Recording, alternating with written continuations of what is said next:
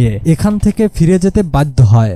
এই সময় Soviet union ও আমেরিকার মধ্যে সিভিল ওয়ার চলছিল, আর আফগানিস্তানের সাথে হারার পর পুরো দুনিয়ায় সোভিয়েত ইউনিয়নের উপর অনেক নেগেটিভ ইমপ্রেশন পড়ে।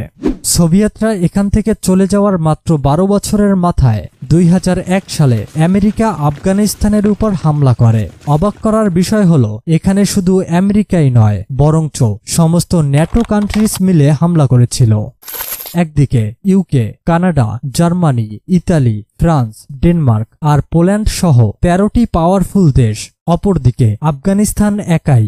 আফগানি তালেবানদের সাথে এই যুদ্ধ 20 বছর পর্যন্ত চলতে থাকে, কিন্তু কোনো কিছুতেই কোনো কাজ হয় না। পরে পরিস্থিতি এমন হয় যে 2021 সালে আমেরিকান সৈন্যদের ফিরিয়ে নেওয়ার জন্য তালেবানদের সাথে ডিল সাইন করতে হয়।